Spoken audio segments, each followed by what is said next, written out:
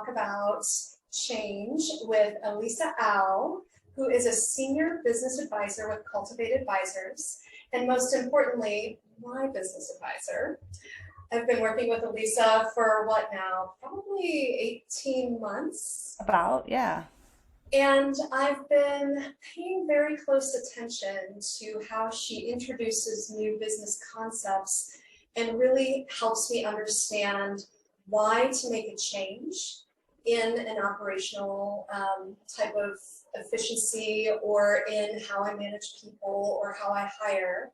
And then how she works with me to institute that change and maintain that change in my environment with metrics, accountability, and all of that. So while Muse works with clients who specialize in the business of change, I thought that we could change it up by working with or talking to Elisa, who specializes in change with her own clients. So welcome, Elisa. Thank you for having me, Jackie. All right, well, we're going to jump right into some questions. And I want to first start by letting everyone know that you haven't always been a business advisor. In Right. fact, you were a three-time world karate champion and you are the most decorated karate athlete of all time. So, congratulations on that journey.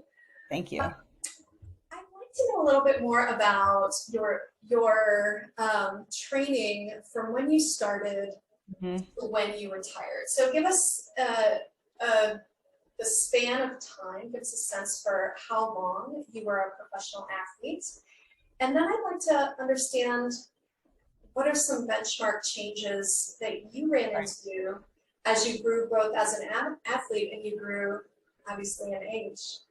Yeah. Well, okay. So I started karate at the age of 5. Throughout my childhood, I dabbled in other, school sports, but karate was always my passion. And like any serious youth athlete who aspires to do something big, when they grow up, I dedicated a lot of time to it. So we're talking, a couple hours a day, every day, consistently, every day, every time after school, every day after school, going to the dojo. And as I, entered the junior national team and then the senior national team, those trainings became a little bit more structured with plans for development. So, I certainly dedicated a ton of time to my martial arts training. And I was doing international competitions until I was 30. So I would say from 5 years old to 30, it was a huge part of my life, and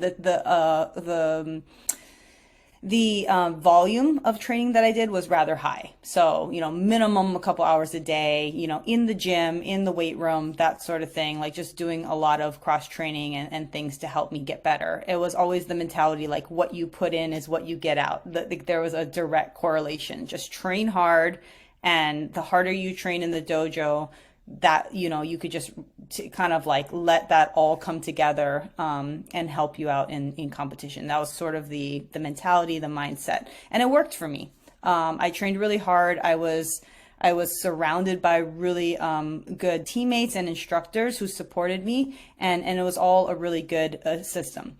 And then I retired from competition, thought I was done, had 2 kids, and then karate was named into the Olympic Games in Tokyo, and it was the first time that karate was in the Olympics. A lot of people don't know that. They think that karate's always been in the Olympic Games. And so I was, about 36, 37 at the time when I heard the news, and I said, you know what? I think I'm gonna give it a shot. I think I'll just kick myself for sitting back and letting others, maybe a generation younger than me, go through the process, experience that Olympic journey, and me just watching and not really being an active participant. So I was still in pretty good shape. I decided to get back into it, but it was 7.5 years since I had actually competed. So I came out doing pretty well, winning my first tournament, the U.S. Open, doing really well. And then, like a year into it, I tore my ACL. And that was the first major injury I ever had. I never had it in my 20s and 30s. And that taught me a lot. That totally set my mindset. One, I had to get through the whole rehab process, which is not that fun when you're, 38 to go through an ACL rehab. And then after that, I also had to change my mindset about what, high volume equals high results. I had to be more strategic. I had to be smarter about less is more, thinking about my mental game a little bit more, things like that. So I got smarter. And I certainly had to change the strategy in my training. And so that was I retired at age 40, just last year, and that's it. That's my journey. So it definitely was this like phase one, young person, just, giving it all you got, and then phase two, a little bit older, but wiser. Sure, sure. So let's talk about the the industry, how you may have seen the industry change during that span, or the competitive culture or the mindset. So you mentioned when you were younger, it was as if you put the time in, you put the work in, and you got the results. Yep. So the longer and the harder that you trained, you could see that come through in Right. competition. Now, is that still the same, or has the rest of the industry kind of caught up to this idea that sometimes it's better to work smarter, not harder? Yeah, absolutely. People have gotten a lot smarter about the way they're training. We all seen those martial arts movie montages of the training, and that's not quite how it works these days. Athletes are a little bit smarter in what they're doing.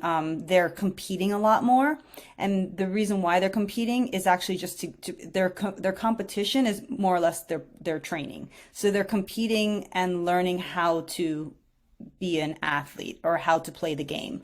Whereas before it was just like, fastest, strongest person wins.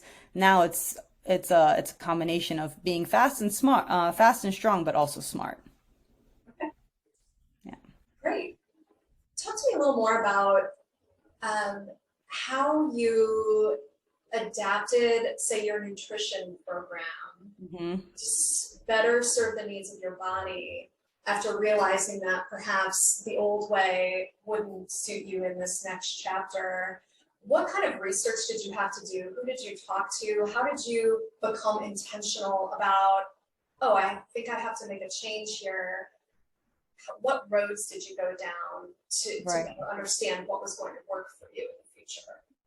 Yeah, the nice thing about well, let me back up by saying that, my parents have always, taught me really good habits in terms of nutrition and stuff. So I feel like I've eaten pretty well throughout my life. Growing up in Hawaii, we have access to a lot of like fresh fruits and vegetables and stuff too. So that's just kind of, growing up with that kind of diet.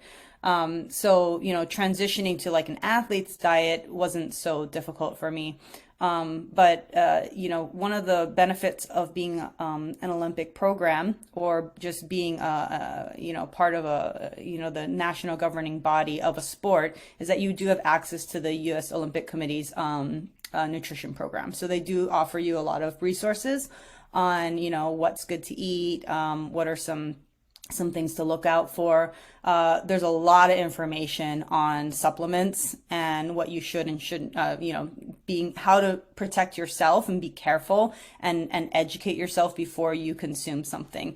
As American athletes particularly are really, we take pride in not doping and playing clean, and so that's like kind of a culture build in U.S. sports, and so we take that seriously. So we don't just take any old supplement that's out there. We do our research, and we're held accountable. So if we take something and our test comes back positive, it all at the end of the day comes down to us, the athletes. So it's something that I think all American athletes, regardless of sport, take really seriously. Who to trust in those circumstances when you're researching supplements, or what clues you into buying into a new program or a new supplement? Yeah. Do you really work through your coaches for that information, or referral based, or like when you're looking at a website, what do you look for? Well, I mean, there's certain like, certifications and stuff. That's kind of like your first layer, right? So is it NSF or for example? So, you look for like the basic stuff, but then yeah, it does come down to referrals. It does come down to listening to your body. You'll hear all the hype. You need to take this supplement helps with recovery or, all those things. But it really comes down to listening to your body, knowing your body, and kind of cutting through all that and saying, you know what? I think the best thing for me is rest, is having recovery, is getting enough protein from food sources, drinking enough water, staying hydrated. If you learn to listen to your body that way, a lot of times those supplements, it's like more mental than anything, you can get by with just like having good habits. Certainly. Yeah, that's such important advice, like listening to your body at the end of the day, because it's so easy to buy into something, especially when you're investing so much time, money, and effort in it, and you want it to work so bad. Right. And then at the end of the day, it's like you are your own truth, right? Um, Yeah, there's no silver bullet. Like, like there's no magic potion that's going to make you a better athlete. I mean, if there is, then there's probably something that it's probably on the ban list. So to play clean, listening to your body and just doing those little things, and I think that's the best advice I could give to anyone who's trying to, play clean. yeah, great. Well, I want to talk a little bit before we move on off of this topic because it is so fascinating, your training regimen and the intensity of it. You had some interruptions along the way, good and bad. So you had two kids, and then you had this ACL issue. So I want to talk about the concept of beginner's mindset. So Okay. someone like you who has been training since 5 years old, you obviously have attained a certain mastery and advanced sophistication of your craft and your sport. But like when you go through something like that and your body changes so drastically, what was it like getting back into it either after the kids or after the surgery, Mhm. and how did that experience help you to become even more even better and stronger as an athlete? Yeah, that's a really good question.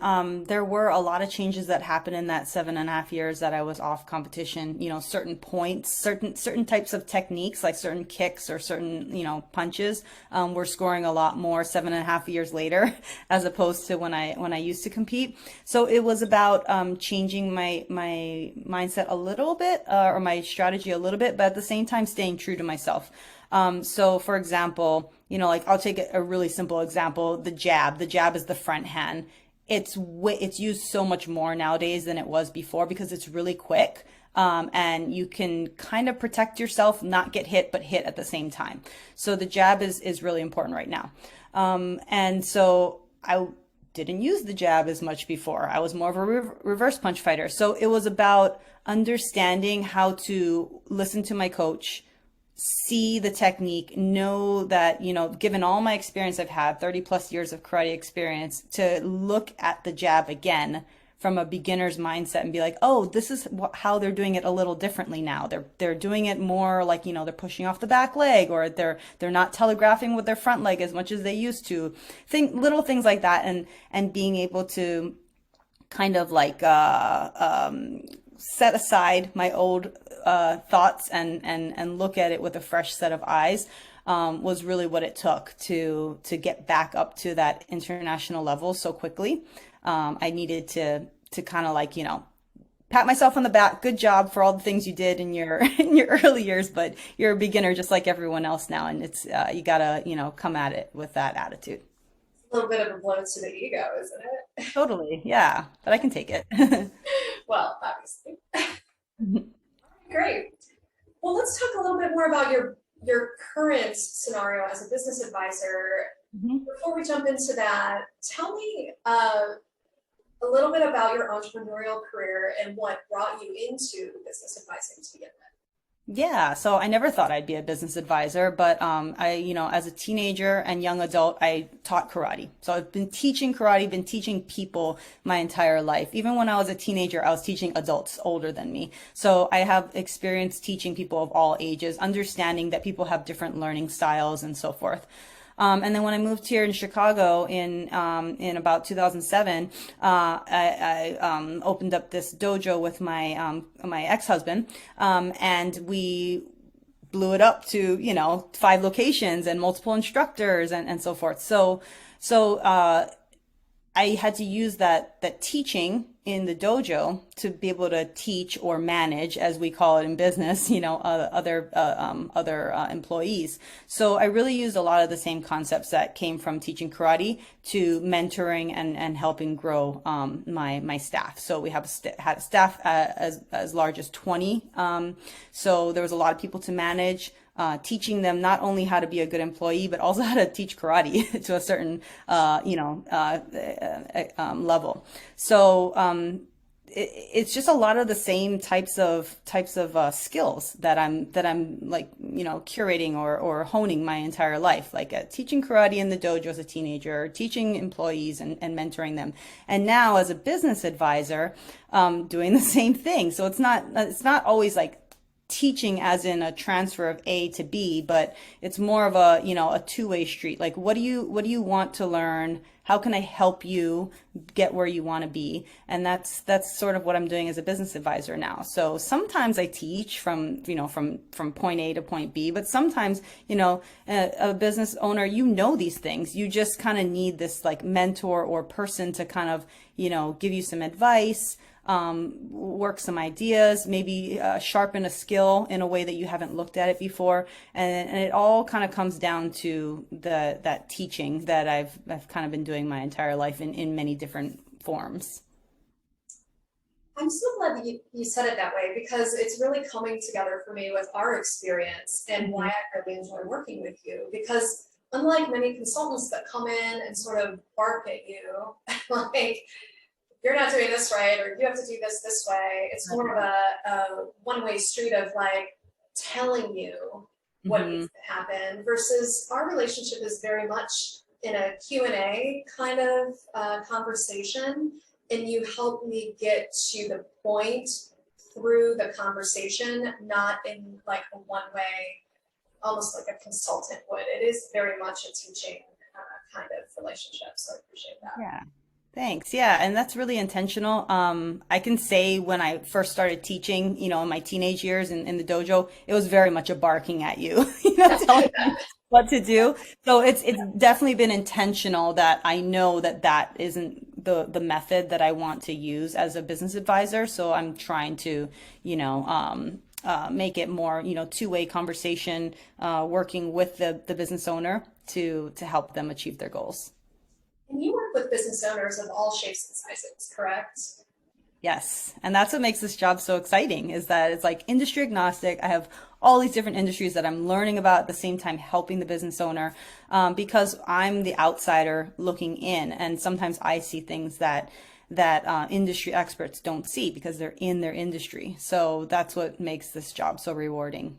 Certainly. Well, tell me when you first start working with a new client, Mhm.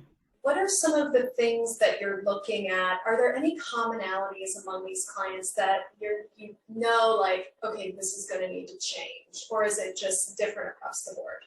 No, I think there's a lot of commonalities. So, with Cultivate, we do have a methodology, and I use that methodology to help me evaluate and see where a business owner is. So, in our methodology, financials are core. We need to make sure the financials are solid. One that your math, your pro forma is going in the right direction, but two that you actually understand it. So everyone's got like a QuickBooks statement or something, right? But do you actually understand what you're looking at? And can you use that information that you have to make future decisions or to make some, choices to move forward? And so from the financials, we can actually look at their growth side of things. So do you want to grow? Okay, if you want to grow, what do your sales and marketing look like?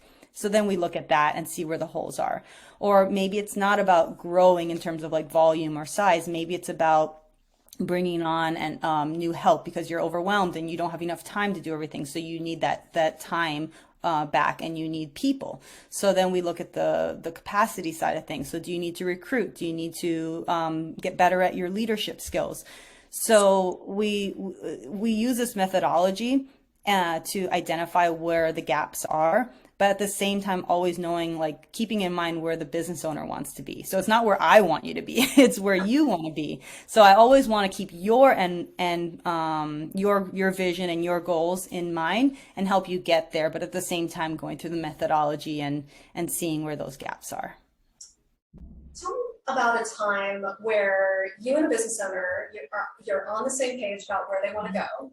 Mm-hmm. And so then you made some recommendations that the business owner agreed to. And at the end of the day, they just didn't follow through. They didn't Yeah. make the changes that you agreed to make.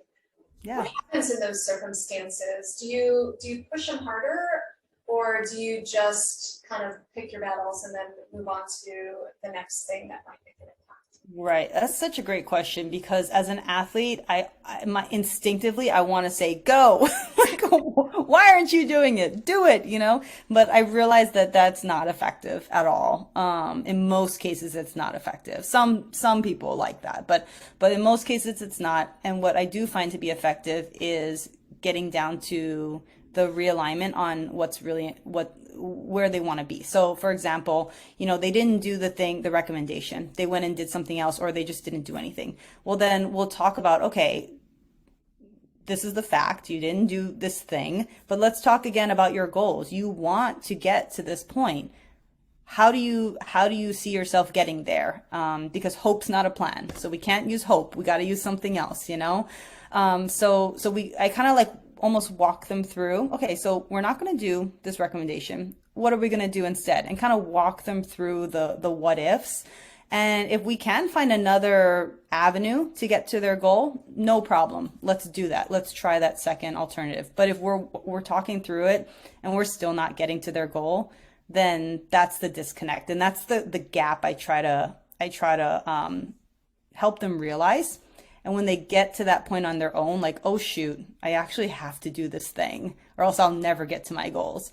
And when they get that aha moment, that's the most effective way. So they need to be like self-motivated to do it. And that's what I try to do. I try to self-motivate the person into thinking, it's their idea and they're going to do it. And that usually is the most effective way. Yeah, so basically what you're saying is you're orienting to a goal, Mm-hmm. and you're presenting them with a roadmap or a path to get there. And maybe they start to take some steps down that path and then they just sit down. Yeah. And so you help them understand, like, remember, we said we were going to climb that mountain over there. If Mm-hmm. this is the path, let's talk about a different path. So it's always orienting to that place, that destination. Exactly. Yep, exactly. All right. Yeah. And that speaks to a lot of how we work with our clients from a process perspective and why we really prioritize process Mm-hmm. through their client experience. If someone wants to make a transformation, you have to present them with a roadmap. Right. So they know where they're at there, and then they have the data points along the way to see where they're making progress. Right. And so how do you use data through your daily interactions with clients to kind of help show them those quick wins that keep them self-motivated? Yeah, that's another really good question. I love to keep like a roadmap or some kind of dashboard with a business owner because it really helps them see quantitatively like how they're progressing. So we could talk all warm and fuzzy, and some people like that. That's really important, but we can also back it up with some data, right? So, number of leads that you had in the month, number percentage close on those leads. It's nice to see that progression. And if we can say, okay, we're at 20% and we want to get to a 40% close rate, what are we going to do to get there? Okay, these are our initiatives. And then two months later, we look back, oh, wow, we did those initiatives and now our conversion rate's past 40%. That just, proves everything. So had we not been using the data and looking at the numbers, we would have a feeling that it's working, but just having those numbers there really like cements it that yes, this is working. On the other side, if it's not working, we can make those changes quickly. We can say, whoa, we're trending in the wrong direction. We need to make a change. And that way we don't go a whole year and then look back and say, oh shoot, that year sucked. Like we didn't do very well, you know?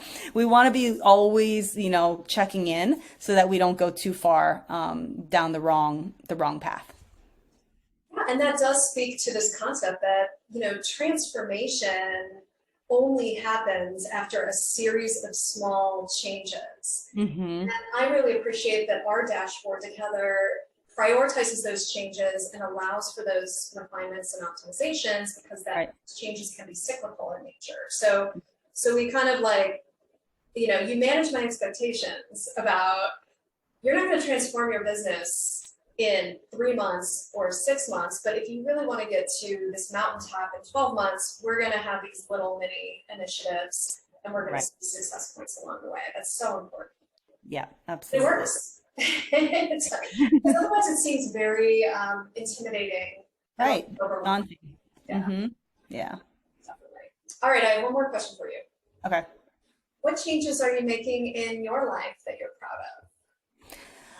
You know, it's a tough transition from being an athlete to a non-athlete, and this is the second time I'm doing it. And so I'm trying to get involved in the sport in a different capacity. So right now I'm one of the vice chairs for the bid for LA Games. So we want to get karate back into the Olympics in LA for 2028. So I'm kind of shifting that energy that I had in athletics over to that, and also in business advising as well. So you know, I don't know if that's the change that you're asking about, but for me, it's about like managing my energy. And so I had a ton of energy and a ton of like love and dedication to karate as an athlete, and to just stop and not do anything afterwards was really tough. So after giving myself a couple months break to like, you know, kind of wind down, this is where I'm focusing that attention. And it's totally different. It's, you know, just talking to people and making things happen.